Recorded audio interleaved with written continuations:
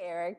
Hey, Amy. I've had enough already. I hope you weren't in my waiting room too long because I didn't know I enabled it.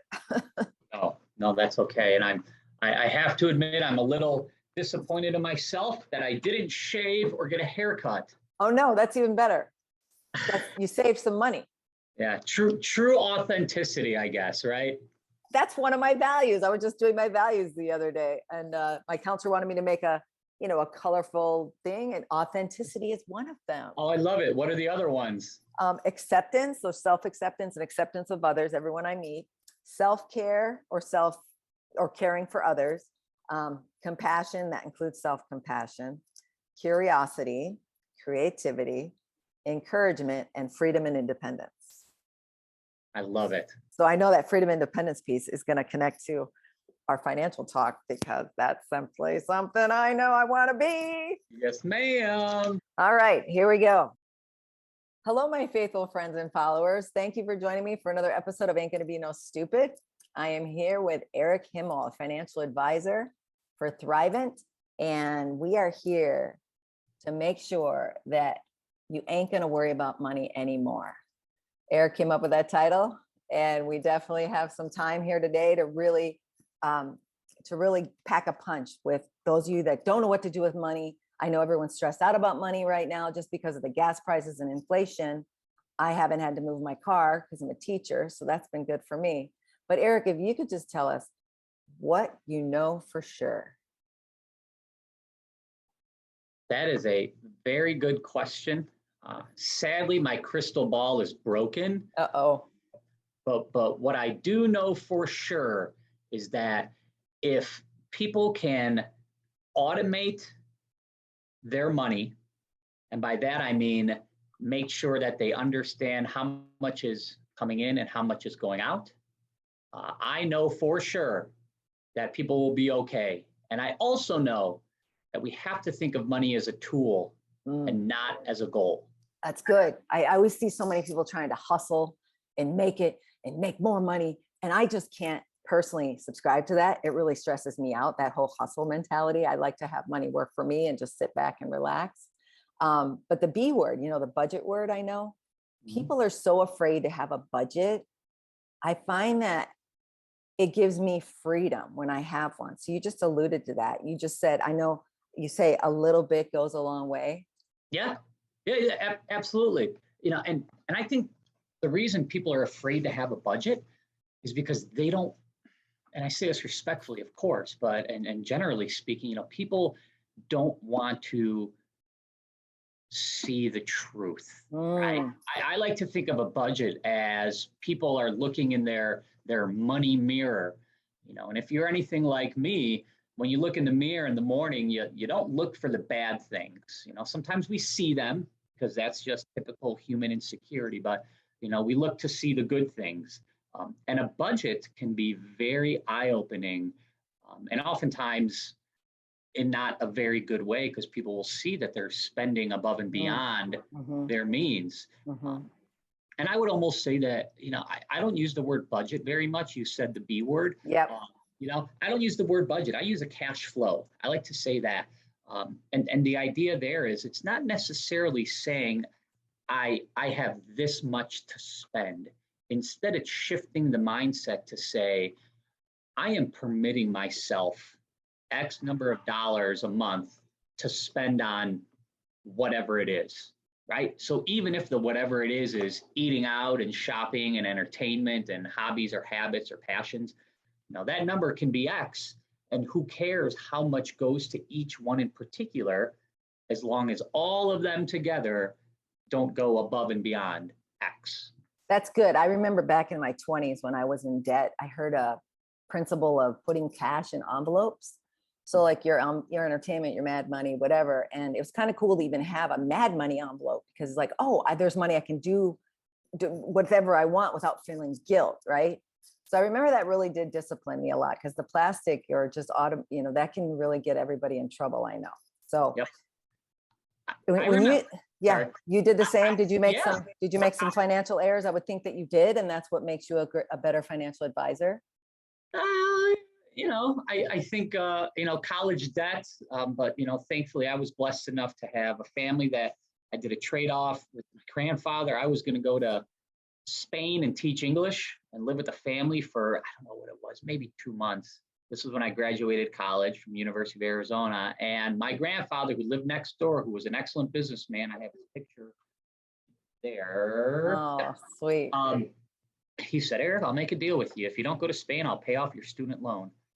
Oh, yes. And here I am, right? This privileged person who was thankful enough to get that, but that really opened my eyes. But to the envelope point, I did that, when I was younger, when I wasn't, didn't have much money. So I needed to make sure that I had money to do things a week down the road, or 3 weeks down the road, or 4 months down the road. And the envelope system, I think that instead of using envelopes, you use different accounts, right? It's a big boy or big girl way of implementing the envelope system. And you do that by investing the money, by saving the money. But instead of doing it in envelopes or under your mattress, you do it into actual accounts that will earn interest or work in the stock market or the crypto market. Again, I'm not giving any recommendations on crypto or stocks or bonds. The only thing I'm saying is just implementing that envelope system in an adult or more sophisticated way. But big money mistakes, other than in college, a credit card here and there. Thankfully, I've been able to stay away from that. And I think a lot of it was, again, the way I was raised and the emphasis my parents put on saving money. And again, a little bit goes a long way. 10% of your paycheck, my dad always made me give him when I was serving tables. I would give him 10% of my tips. That's great. Yep. That's a perfect principle to follow, isn't it? The whole saving principle. Do you also then say, let me look at one of your talking points, automate to be great? It's a hashtag. Hashtag. Hasn't caught on yet. Maybe Is that your own? Yeah. Maybe because I don't really understand how hashtags work, but automate to be great. It's kind of like let's go back to the envelopes. We manually have to put money into envelopes, right? And that requires going to the bank, getting the money out, putting it into the correct envelope. It's just, you're not constant, but up until you do it, you're thinking about it, right? And you then have the power to say, well, instead of putting 5 here, I'm only going to put 3, right? Or whatever it is. By automating it, we take advantage of technology and financial institutions that can say, give us your bank info, which we do all the time, and we will take $50 a month out on the 18th of every month, right? Do another one for $75 on the 23rd of every month, and obviously these are arbitrary numbers and dates, but the idea remains the same, and that is automate it, don't think about it, and now instead of thinking about stuffing those envelopes, you can spend your time enjoying your children, enjoying your family, enjoying your friends, right? Enjoying your hobbies and passions, as opposed to constantly thinking about money. And I think that's how you become great, right? Hashtag automate to be great. Love it. Is there something I want to ask about maybe it's in one of our later talking points, but can I ask it now? I was thinking about it. Like, I'm 18 years old and I know I'm supposed to invest. I know I have an advantage with my age to invest early and compound interest and everything. But can you speak to that? Because I know I have some followers in that age range that really don't want to, they'll do it later. Why is it important to start early? Oh, gosh. Again, a little bit goes a long way. And then another one of my beliefs is it's time in the stock market, not timing the stock market. Oh, that's good. Time in, not timing. Ooh. Yep. Right. It's huge. And one regret, back to your earlier question about, maybe where I went wrong, is I didn't start investing until I got into this business, which was about 10 years ago. I was always good with saving, but my dad had a passbook savings account for me, which interest was good back in the day when I was a little kiddo. But if he had put that in the stock market, in, diversified mutual funds or ETFs, or even just a good stock like, I don't know, Apple, let's say, I know. it'd be so much more money. So I would just say at 18 years old, you can open up a Roth IRA. Right? And then the question is, well, what's inside of the Roth IRA? If it's a CD, you're not really doing yourself any justice there. And I don't want to get too specific with financial products, but get something that's going to grow over time, and don't worry about something. If you're 18 and this money isn't going to be until you're 55, let's just say, who cares about all the ups and downs along the way? Right. Okay? All that we care about and all that we should care about is it worth a lot more at 55 than it was every time you were putting money in? Right. And the beauty of a Roth is when it's taken out, it's tax-free, right? So yep, completely tax-free. Yep. And then even when you said the stock market fluctuates, when like say I put my money in, I do have money into accounts, you then buy more when it's lower, but you as an individual, when you have a financial advisor, like you don't have to worry about buying more and doing it yourself. The account manager or the actual account buys more while it's low, or how does that work? Yeah, so let's go back to the hashtag automatetobegreat. If you set it up to do, I'm just making up a number, $500 a month on the 18th of every month, right? And the 18th happens to be a down day in the market, right? Up and down, up and down. That $500 is going to buy more shares because those shares are worth less on that 18th. Then let's kind of zoom out and look at the 18th of the next month. That whole month, it's been up and down and up and down and up and down. And maybe the 18th of next month, it's a little higher. You're going to be buying fewer shares, but you don't have to manually do that. Then we go to the next month and it's had a pullback because of a COVID crash or inflation or interest rates or all these hot topics, the war, right? Things are always happening. You're going to be buying more shares. It's what's known as dollar cost averaging. All right. So for those listening who aren't familiar with dollar cost averaging, Google it. It's the idea of over time, you are going to be buying more shares by averaging it out because you get more shares for the same amount of money. It's like buying things on sale. Nice. Yeah. So then you also suggest to live within your net income, live within your means versus the gross income. Can you explain more about that? Yeah. So, in this kind of keeping up with the Joneses world we live in, HGTV world we live in, consumer driven world we live in, it's easy to get caught up in image, right? And folks say, and I know people don't talk about it very much, but what's your salary? Somebody says $100,000. And oftentimes I've seen, and a lot of times I believe, that people are living their life as if they have $100,000 coming in. They have about 70,000 probably coming in. Yeah, you can't forget about the government, both federal and state. You can't forget about benefits, insurance benefits, life insurance, health insurance, disability insurance that you pay a portion of and the employer pays a portion of.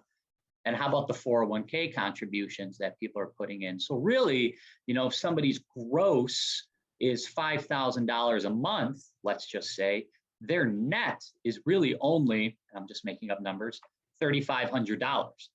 So you have to live within the means of the $3,500, not the $5,000. And a good way to tell if you are living above and beyond your means is, number one, if you have credit card debt that you don't seem to be getting rid of. Right? Or you keep putting stuff on the credit card and not paying your bill off in full every month. That's one good example of living above and beyond your means. And then the other one is if you're sweeping cash from savings into checking, you really want to sweep from checking into savings. That's good. All right. Because then you're like, well, I'm saving this money. Well, what are you saving it for? Something down the road or an emergency. Well, a fun day at the carnival isn't an emergency or a big purchase down the road. Right, right. So it's important to incorporate in your cash flow, like I mentioned before, a line item that says save $150 a month into your short-term purchase or vacation fund.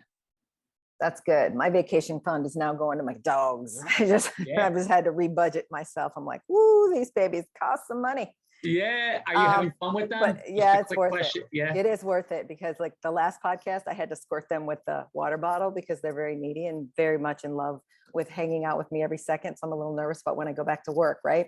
Yeah. But they're worth every penny, and we're So doing cute. good. We're doing good. Thanks. All right. The fourth point. No, I wanted to talk to you about, I want to elaborate on that credit card. I want to make sure everybody listening, if you have credit cards and if you have any debt, you need to focus on that first, get rid of it. And then when you do use a card, pay it in full every month. I did all the wrong things in my 20s. I am now doing it right in my 50s, but I just have to elaborate and agree with you on that. So you also mentioned in your talking points that you want to consider our future self versus our current self when we deal with money. Elaborate on that. Yeah, so that future self is anybody that's not within the, yourself, not within the next, call it a week. Okay. We have to live a life of enjoyment and fulfillment, and that includes getting coffee and taking the kids out if there's children, spoiling your spouse. My wife that loves that I spoil her, although she may say that I don't. That's that daily thing. That's the seeing to the end of your nose. But we have to see past it. And it's important that we don't get wrapped up in spending all of our money in the short term. And that's why, again, back to hashtag automate to be great. If you can just siphon off arbitrary numbers, right? It's all about cash flow and understanding the capability you have to, save money somewhere else. You want to be able to set that aside for the future, right? If you know that you want to take a vacation in January and it's October, well, you have to say, don't stop getting coffee, right? Keep getting coffee, but maybe just go a few times less, right? It doesn't have to be an all or nothing. This isn't my saying, but it's a great philosophy that I've been following and sharing with clients is the power of the and, not the tyranny of the or. Oh, I love that. Yeah, right. It's when I heard it, I loved it because you can do both, right? Instead of let's talk about Starbucks. Instead of getting a venti, get a grande. I mean, who needs all that sugar anyway? Right. And if you do that 10 times a month, that's probably $20 right there. Over 5 months, that's $100, right? It's just little tweaks. Yes. And really recognizing the difference between needs, wants, and wishes. Right? You said a lot right there. It reminds me of my acting days when I used to do improv, and there was yes and is always one of the rules, but it got me in trouble in life because I was a yes and in my life too. Now I have a little more boundaries and I say no more often, but you're never allowed to say no as an improv actor. It's like yes and or yes but, and you keep it moving. So it's funny you just said that. But then you also mentioned marriage, and I think it's interesting. What is one question that you would ask? And again, you're not, I know, a dating advisor, but what is one question to ask? Because I think money is one of the things that people fight about the most in relationships. Like, what would you ask somebody, or what behavior? I guess you would look for behavior too. Like they say, if you look at someone's checkbook, you know a lot about their values and so I don't know, I guess what's a good way to figure out if someone's a good potential partner? Sure. Before I answer that, before I forget, I just want to say saying no can be very empowering. Right? Always remember that saying no can be very empowering. Now, as for, like a partner and money, a good question that I ask people, and kudos to Thrivent for putting this in my head, is what was money like for you growing up? Oh, that would tell a lot. Yep. All right. Did you have a lot of it? Did you not have anything? Did your parents say no often? Did they say yes often? Right? Did you Yeah. ever want for anything? Yeah. I think that can tell a whole lot about a person. And then knowing if you're gonna, mesh well when it comes to money. Yeah. And people fight about money, I would say, because they fear that they don't have enough. Yeah. And if we can set money aside before we spend our money, save it before you spend it. Don't spend it and save what's left. Yep. That can really calm the waters of a potential, turbulent money. Yes, that could be, it should be a requirement, right? To go invest before you get married. Yeah. And talk about money too, right? Don't just sweep it under the rug. Right. It's good to be able to talk about it. And that's even a good place where a financial advisor, and this is no shameless plug, I promise, where a financial advisor or financial planner or a financial consultant, whatever you want to call people like me, could come into plays. It's more than just finding the right products to put your money into, right? Mm-hmm. It's about understanding the emotions and the why behind your money. Yeah. Right? Having a purpose and being intentional with what we're doing with our money. I think that's like better than marriage counseling almost, if you think about it, because you have that non-emotional, objective person with two emotional people. So that's cool. I never thought of this as that much of a benefit. Let's look at your final talking point. Find ways to have your money work more while you worry less. Yeah, it ties in, right? It ties in with that. If you already know that you've automated your envelope system and you don't have to think about stuffing the envelopes, you let technology stuff it for you, you can think less about it and therefore worry less about it. And as long as you're putting the money in the right places,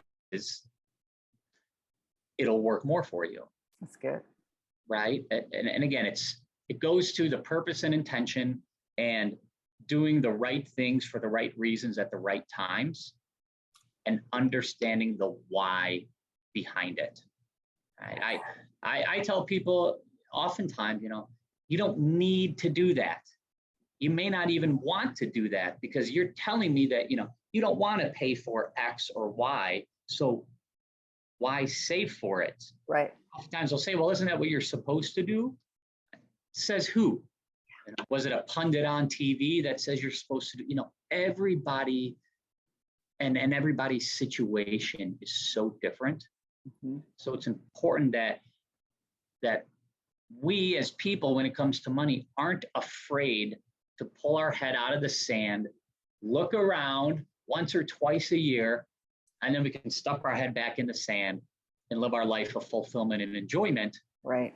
Because we know we have put the right pieces in place and it's on autopilot. It's funny. You said that. No, you said that.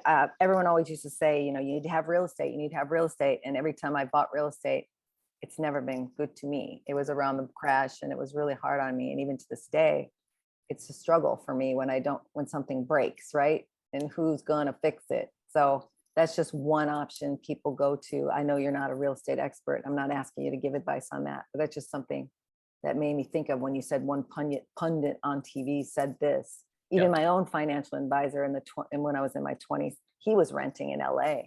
And I'm like, you rent? Because in my head, I'm like, oh, I thought everybody's supposed to own. So. Yeah. You don't have to own, there are so many there's many ways to skin a cat, right? Yep. And real estate is great. It's trickier in that it takes more capital up front. You have to deal with the potential headaches of tenants and things breaking. So I'm not here to say don't buy real estate and invest in the stock market. Right. But it's what drives you, what are you passionate about, and how much of a hand do you want to have in it? Yes. Right. Before we close, did you want to say anything about this, your company, or any thoughts that I missed? I know Thrivent won some integrity awards. It's called here the most ethical company by Ethosphere. And I love that. Yeah. What criteria? I don't know, but it's nice to hear that. It's I have to give a shout out to Thrivent. I'd be remiss if I didn't. I've been with this broker dealer now for 10 years. I say that I don't work for Thrivent. I work for the people sitting in the chairs, across from me at the table or next to me. But Thrivent, it's a Fortune 500 company, been around over 100 years. It is a comprehensive, holistic financial services organization, and they are it's really a great company with great values, really rooted in Christianity and doing good and giving back and helping the community. And then there's advisors like me in the company across the United States that are helping people. Really, what my mission statement is at the team and the business here that I have is helping people build and have and maintain a positive financial trajectory while ensuring that they're bulletproof. And yeah, right. And that's looking at both the investment side, which is fun, and then the insurance side, which is terrifying. But making them work together in a happy marriage. There he goes again. Yeah. So, always happy to help. And this was fun. I have to admit, being on this podcast, I have listened to 0 podcasts. I don't even know how to find them. Now you're going to have to find one. Yeah. I just joked with my office professional. I said, hey, I'm hopping on the interview. I'm getting ready to go viral. I love it. Love it. We're going to go viral, Eric. Yeah, we're going viral. But hopefully this was a good use of time. It was amazing. Do you have one final thought, just to sum it all up, that you could challenge the listeners? One thing. Yeah, don't be afraid to look in that financial mirror. Love that. Love that. And where can we find you, Eric? You can find me on Google, Eric Himmel. Right? I think it'll pop up. Eric Himmel, cool. Thrivent. Can't you find everything on Google? Yes, and I'll put your details in the notes as well. Yeah. I like to cover it all, right? I love that. Thanks, Eric. I appreciate you so much for joining me at the Ain't Gonna Be No Stupid podcast, so that we aren't stupid about money and worry about it anymore. So I appreciate you so much. Thank you so much. Awesome. Well, I meant to put. I charged my headphones and I didn't even use them. Oh, it's okay. Usually I do that mainly for the dogs. They make noise, or the noise outside is pretty bad, but oh well. Let's run it back. We'll try again. Take 2. Well, I sometimes put bloopers out there too for teaser. Uh-oh. Uh-oh. Well, I noticed you stopped recording. Oh no, we are recording. Oh no. I didn't stop. Okay, cool. Well, thanks, Eric. I appreciate your time. You got it. All right. See you soon. Talk to you later. Bye. Bye.